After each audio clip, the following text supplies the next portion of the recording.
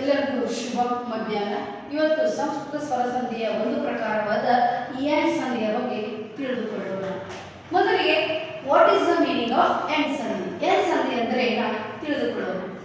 ಇಕ್ಕಿ, ಉಪ್ಪು, ರು ಕಾರಗಳ ಮುಂದೆ ಸವರ್ಣಗಳಿಲ್ಲದ ಸ್ವರಗಳು ಬಂದರೆ, ನೋಡ್ರಿ, ಇಕ್ಕಿ, ಉಪ್ಪು, ರು ಈ 5 ಅಕ್ಷರಗಳ ಮುಂದೆ ಸವರ್ಣಗಳಿಲ್ಲದ ಮತ್ಲಬ್ ಹಂಗಂದ್ರೆ ಏನು? ಸವರ್ಣಗಳಿಲ್ಲದ ಅಂದ್ರೆ ಏನು? ಅ, ಇ, ಉ, ಋಕಾರಗಳು ಒಂದರ ಮುಂದೆ ಬರಬಾರದು.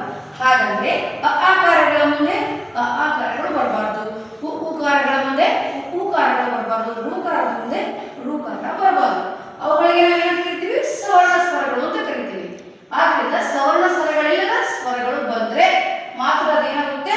ಎನ್ ಸಂಧಿ ಆಗುತ್ತೆ. ನೋಡಿ ಎಕ್ಸಾಂಪಲ್, ಈ ಕಾರಗಳ ಸ್ಥಳದಲ್ಲಿ ಯಕಾರ ಆದೇಶವಾಗಿ ಬರುತ್ತದೆ. ಈ ಕಾರಗಳ ಮುಂದೆ ಏನು ಬರ್ತದ್ರಿ? ಯಕಾರ. ಉಕಾರಗಳ ಸ್ಥಳದಲ್ಲಿ ಓಕಾರ ಆದೇಶವಾಗಿ ಬರುತ್ತೆ. ಋಕಾರದ ಸ್ಥಳದಲ್ಲಿ ರ ಆದೇಶವಾಗಿ ಬರುತ್ತೆ.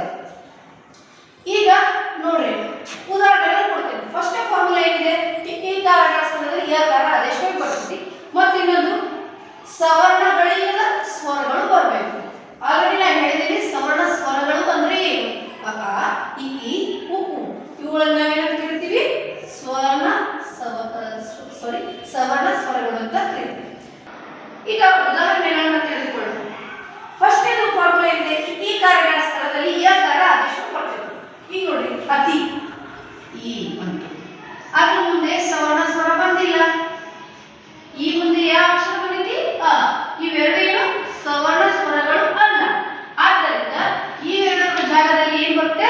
ಯ ಆದೇಶವಾಗಿ ಬರುತ್ತದೆ. ಅತಿ ಪ್ಲಸ್ ಅಲ್ಪ, ಅತ್ಯಲ್ಪ. ಯಾವಿಲ್ಲ, ಯಾದ ಒತ್ತಕ್ಷರ ಬಂದಿದೆ. ಅದೇ ರೀತಿ ಎರಡನೇ ಫಾರ್ಮುಲಾ ಏನಿದೆ?